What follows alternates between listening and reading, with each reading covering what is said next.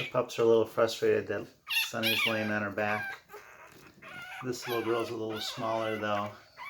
The other ones want to eat. This little girl's a little smaller, so I helped her out a little bit. Gave her a good spot to get a good snack.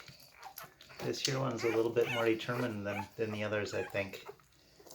She's thinking where there's a will, there's a way. There's some of the other pups. That's a female. I think these are a couple of males. This little one's a female, sorry for the camera. This one's a male, liver and white male.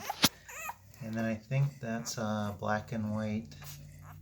I think those are a black and white male and a liver and white female, if I'm remembering correctly.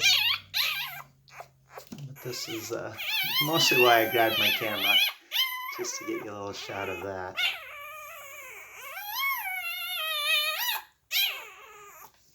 Oop. The racket's making Sunny restless. Anyway, this is our, she's the smallest pup in the litter here. She was a little smaller than the rest at birth, but she just hasn't gained quite as quickly. I've had to put her on a nipple pretty regularly so that she can compete with the others. Upland Meadows, Sunny's times Guinness puppies.